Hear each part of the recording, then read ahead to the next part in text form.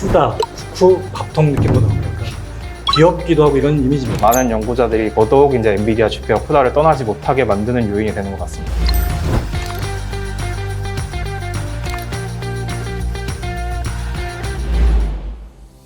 여러분 안녕하세요. 이번 시간에는 인공지능 반도체 시장을 둘러싼 치열한 대결 구도를 파헤쳐보는 인공지능 반도체 최강자와 도전자를 주제로 대화를 이어나갈까 합니다. 지난 시간에는 인공지능 반도체가 무엇이고 또 왜 중요한지에 대해서 이야기했습니다. 그런데 이 판을 지배하는 최강자는 누구고 도전하는 신세력은 누구인지도 굉장히 궁금한 주제일 것 같습니다. 오늘은 이 시장에서 벌어지고 있는 글로벌 기업들의 동향에 대해서 속속들이 파헤쳐보는 시간을 갖겠습니다. 저는 진행을 맡은 한국전자기술연구원의 이상범입니다. 안녕하세요, 장성준입니다. 네, 안녕하세요. 한국전자기술연구원 김병수입니다. 안녕하세요. 최규현입니다. 먼저 인공지능 반도체 시장을 이야기할 때 당연히 이 회사를 빼놓을 수 없을 것 같은데요. 현재 이 시장의 절대 강자 엔비디아 다들 인정하시나요? 네, 그렇죠. 사실 엔비디아가 원래 GPU 회사였는데요. 근데 이제 그래픽 처리뿐만 아니라 최근에 이제 인공지능 연산에서 사실 GPU가 안 쓰이는 곳이 없기 때문에 AI 반도체 시장은 사실상 독점하고 있다고 봐도 무방할 것 같습니다. 그러니까 데이터 센터에서 보면 엔비디아가 점유율이 한 80%? 많게는 90% 이상까지도 엔비디아가 점유하고 있습니다. 결국 그 학습에 있어서 경렬 연산이 제일 중요한데 그걸 엔비디아 GPU가 가장 잘하기 때문에 엔비디아가 이 시장을 거의 지배하고 있다고 보셔야 될 것 같습니다. 엔비디아를 이야기하면서 빼놓을 수 없는 것이 이제 쿠다라는 플랫폼인데 많은 연구자들이 이제 쿠다 플랫폼을 사용해서 인공지능 모델을 개발하고 만들어왔기 때문에 이러한 소프트웨어 개발 시장도 엔비디아가 거의 장악한 상태라고 볼 수 있습니다. 말씀하신 대로 하면 이 엔비디아가 하드웨어뿐만 아니라 이제 플랫폼까지 장악을 하고 있어서 그 영향력이 굉장히 크다 이렇게 이해가 되는데요. 사실 이 독점이라고 하는 거는 계속해서 지속될 것이냐 이런 부분도 굉장히 관심이 많을 것 같은데 어떻게 좀 생각하시나요?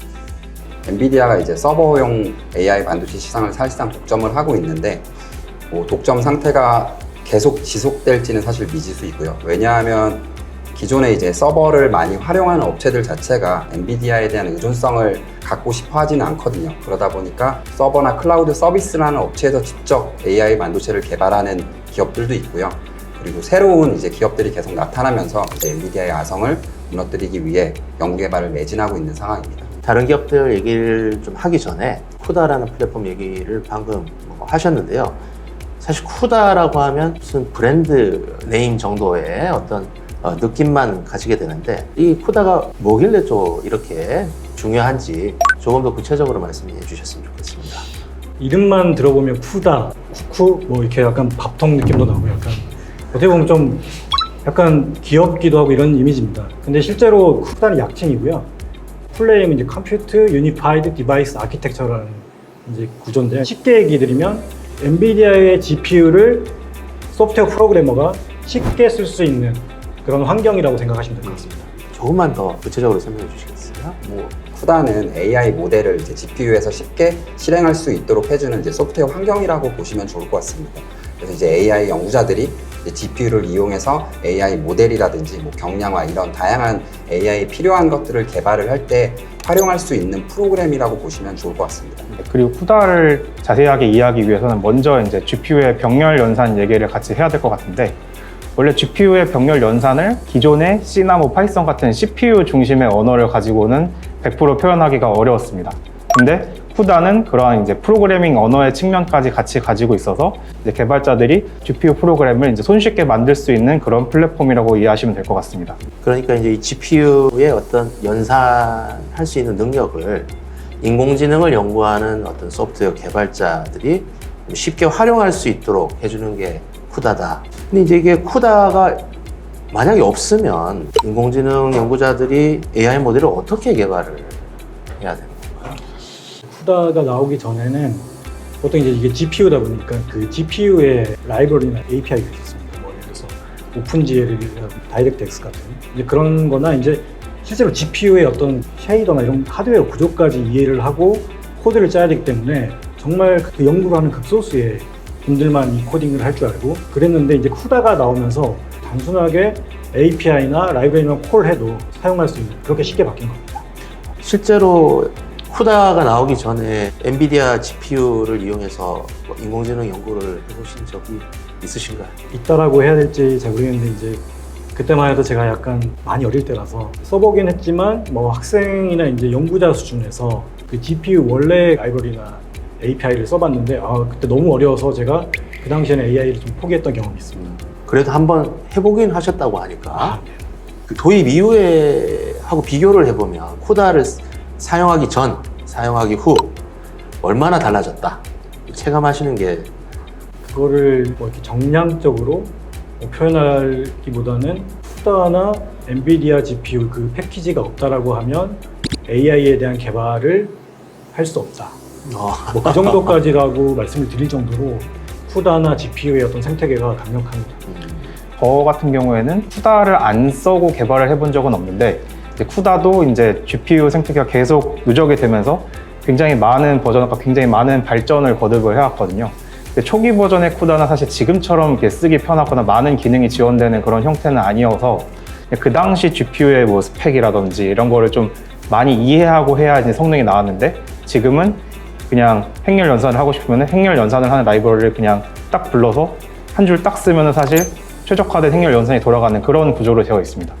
사실 쿠다밖에 없는 거냐, 정말 이 쿠다 때문에 엔비디아가 시장을 거의 독점하고 있는 거냐, 이렇게 좀 의문을 가질 수도 있을 것 같은데 이런 부분들에 대해서 좀 해주실 말씀은 없으신가요? 지금 한 10년 동안 AI 연구자들이 사실 쿠다 환경으로 개발을 해오고 GPU 서버라든지 GPU가 달려져 있는 PC를 이용해서 인공지능을 개발하는 게 자연스럽게 여겨지기 때문에 사실 상당히 의존성을 가지고 있다고 저는 생각이 되고요. 그러다 보니까 이제 조금 더 뭐 전성비가 좋은 그리고 GPU보다 효율이 좋은 AI 반도체가 개발이 되더라도 이제 AI 연구자들은 본인들이 원래 개발할 수 있는 툴을 사용해서 당연히 AI를 개발하고 뭐 모델을 개발한다던가 뭐 경량화를 한다던가 AI 응용을 꾸밀 때 모두가 기본적인 생각이 GPU를 이용해서 개발을 한다라는 개념을 갖고 있기 때문에 새로운 AI 반도체 회사들이 그 시장에 들어가기 좀 어려운 점도 있는 것 같습니다. 이 비유로 적절할지 모르겠으나 아이폰 쓰시는 분들이 갤럭시 넘어오기 힘들고 갤럭시 쓰시는 분들이 아이폰 쓰기 힘들고 약간 이렇게 서로 간에 지원을 안 하면서 양대 진영이 나뉘어 있지만 아이폰과 갤럭시보다 더 심하게 GPU는 엔비디아의 종속성이 너무나 강한 것입니다. 조금만 더 말씀드리면은 이제 AI 개발자들이나 소프트웨어 개발자들은 보통 뭐 GitHub이나 이런 오픈소스 플랫폼의 도움을 상당히 많이 받고 있는데 공개되어 있는 대부분의 이제 코드나 이런 것들이 엔비디아 GPU랑 이제 쿠다를 기반으로 이제 작성이 되어 있는 것들이 많습니다. 그래서 뭐 AMD의 GPU나 아니면 인텔의 AI 반도체나 이런 걸 쓰려고 하면은 처음부터 내가 그 반도체에 맞는 코드를 새로 개발해야 하는 그런 어려움도 있기 때문에 많은 연구자들이 더더욱 이제 엔비디아 GPU와 쿠다를 떠나지 못하게 만드는 요인이 되는 것 같습니다. 올해 그 CES 2025에서 엔비디아의 젠슨 황 CEO가 이제 월드 파운데이션 모델을 발표했다고 그랬어요. 사실 발표 제목만 들으면 굉장히 거창한 느낌이 드는데 이 모델이 도대체 뭔지 좀 알려주시겠습니까? 엔비디아가 이번에 CES에서 뭐 로보틱스, 자율주행 등 이제 물리적 AI 분야를 겨냥한 새로운 AI 모델을 공개했는데요. 그게 바로 아까 말씀해주신 월드 파운데이션 모델인데요. 이제 기존의 모델이 약간 텍스트, 이미지 데이터로 좀 학습하는 방식이었다면 이 모델은 사실 실제 어떤 로봇이 필드에 투입될 수 있는 물리적 환경을 이해하고 예측할 수 있는 인공지능을 만드는 데 좀 초점을 맞춘 모델이라고 보시면 될 것 같습니다. 이 모델을 만들기 위해서 실제 주행 데이터라든지 로봇 데이터를 그 2천만 정도의 시간짜리를 모아가지고 학습을 돌려가지고 실제로 하고자 하는 게 뭐냐면 그 안에 이제 뭐 디퓨전 모델, 그 다음에 자동 회귀 모델이 있는데 결국 영상을 받아서 다음에 어떤 상황이 어떤 게 될 건지 예측을 해내면서 결국에 그 상황에 대한 비디오를 생성해내는 그게 이 모델의 핵심이라고 보면 될 것 같습니다. 시뮬레이션 환경 안에서 우리가 이제 피지컬 AI를 시뮬레이팅 해보고 이게 제대로 됐는지 실제 환경에서 하지 않고 이 환경에서 다 해볼 수 있기 때문에 그러니까 예를 들어서 자율주행을 실제로 테스트하다 보면 사고 날 수도 있는데 여기서 다 해보는 겁니다. 엔비디아가 게임 시장에서 사업을 하면서 연구 개발을 굉장히 오래 해왔습니다. 물리 엔진 같은 경우에 피직스라는 자체 엔진이 있고 광원도 뭐 레이트레이싱 엔진 이런 거를 또 자체적으로 개발해서 가지고 있고 그래서 엔비디아가 그러한 노하우를 이런 이제 월드 파운데이션 모델에 이제 접목을 시켜서 실제 현실이 아닌데 현실의 물리 세계와 굉장히 유사하게 동작하는 그런 가상의 세계를 이제 만들 수 있는 여러 기술들을 가지고 구현을 하려고 하는 구상인 것 같습니다. 이 모델이 그 기존의 딥러닝 기반의 AI 모델하고 근본적으로 좀 다른 건가요? 아니면 유사한데 뭔가 좀 강점이 있는 건가요? 기본적으로는 이제 딥러닝의 약간 연장선상에 있는 거는 맞고요. 훨씬 더 이제 정교한 물리적 모델링이 가능하다는 점이 어떻게 보면 차별화 포인트라고 볼 수 있을 것 같습니다. 그래서 아까 뭐 주로 이제 엔비디아가 게이밍 시장이라든지 기존의 이제 딥러닝 시장을 타겟으로 했다면 이제 이러한 기술 적합을 통해서 이제 자율주행, 뭐 로보틱스 그리고 뭐 자동화 같은 실제 환경에서 쓰일 수 있는 이제 AI 시스템을 개발할 수 있다고 좀 생각을 하고 있고요. 엣지를 타겟으로 하고 있는 반도체들도 많이 만들고 있거든요. 그래서 그런 것과 좀 연동할 수 있는 하나의 좀 큰 생태계 그림을 좀 그리고 있지 않나 생각을 하고 있습니다. 이번 그 CES 2025에서 용어가 하나 더 오픈이 됐어요. 코스모스 플랫폼이라는 말이 이제 저도 처음 들어봤는데 이게 어떤 개념인지 좀 설명해 주셨으면 좋겠습니다. 이게 뭐 원래 있었던 개념일 것 같습니다. 결국 뭐 작년에 인바디드 AI라고 결국 AI가 이제 상호작용하고 물리적 환경과 스스로 학습하는 이런 것들을 제시를 이제 엔비디아 젠슨왕이 하셨는데요. 그러니까 올해 뭐 특별하게 새로 나온 말이라고 하긴 뭐하지만 피지컬 AI. 그래서 뭐 상당한 이제 스포트라이트를 받고 있습니다. 결국 이 피지컬 AI를 실행할 수 있는 소프트웨어 플랫폼 코스모스라고 하고 그 중심이 되는 엔진이 월드 파운데이션 모델입니다. 자, 지금까지 월드 파운데이션 모델하고 뭐 코스모스 플랫폼 얘기를 하셨는데 이 앞으로 이제 인공지능 시장에서 어떤 역할을 하게 될지 좀 궁금합니다. 이제 코스모스 플랫폼을 활용을 해가지고 굉장히 여러 분야에서 이제 새로운 산업 표준까지도 이제 푸다처럼 올라갈 수 있는 그런 가능성이 있다고 생각을 하는데요. 왜냐하면 이제 기존 AI 모델은 이제 텍스트나 뭐 이미지, 동영상, 음성 이런 데이터를 학습을 하고 이제 잘 결과물을 생성하는 데 초점을 맞췄다면은 이제 코스모스는 그걸 좀 더 확장해서 로봇이나 자율주행이나 공장 자동화, 실제 세계와 있는 AI를 좀 더 손쉽게 만들 수 있는 그런 지평을 열었다고 생각할 수 있을 것 같습니다. 올해 CES에 또 화두였는데 그 휴머노이드가 앞으로 이제 전망했던 것보다 더 빠르게 나갈 겁니다. 그 핵심적인 엔진이 지금 코스모스와 월드 파운데이션 모델로 그 명명되는 이제 피지컬 AI. 엔비디아가 상당히 빠르게 나왔고 모바일 쪽에서도 상당히 연구를 많이 진행하고 있었거든요. 그러니까 자율주행이나 로봇 쪽 이런 쪽에도 엔비디아의 장악력이 더 커진다고 보시면 될 것 같습니다. 로봇을 직접 제작하기 전에 한번 충분히 가상환경에서 실제 로봇이 어떻게 동작하는지를 테스트할 수 있다.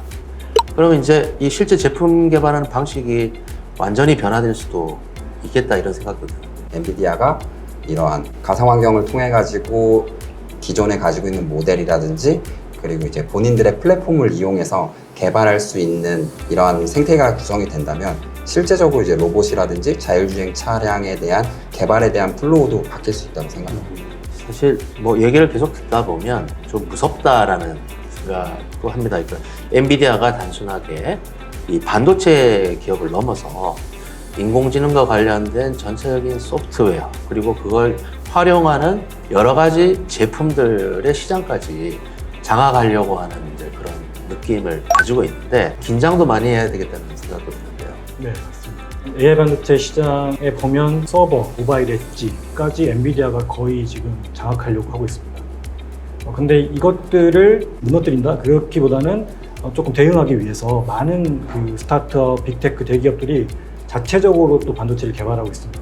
결국 이 경쟁에서 어떻게 엔비디아의 시장을 조금 더 점유해 나가면서 개발자들한테 유연성을 주느냐, 그것들이 이제 앞으로 더 중점적으로 연구될 것 같습니다.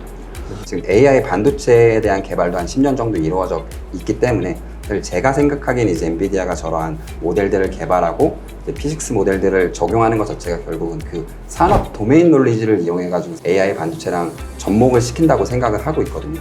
차량 분야라든지 아니면 가전 분야, 로봇 분야, 그리고 뭐 방산이라든지 혹은 우주 이런 분야에 따라서 그쪽 논리지들이 AI 반도체에 반영된 하나의 뭐 제품이라든지 시스템 형태로 좀 발전이 되지 않을까 예측을 하고 있습니다. 네, 이번 시간에는 인공지능 반도체 최강자와 도전자, 그 중에서도 최강자라 불리는 엔비디아에 대해서 이야기를 나눠보았습니다. 다음 시간에는 오늘에 이어서 엔비디아에 도전하는 기업들, 도전하는 기업들에 대해서 이야기를 이어나가도록 하겠습니다. 시청해 주셔서 감사합니다. 모두 수고하셨습니다. 감사합니다.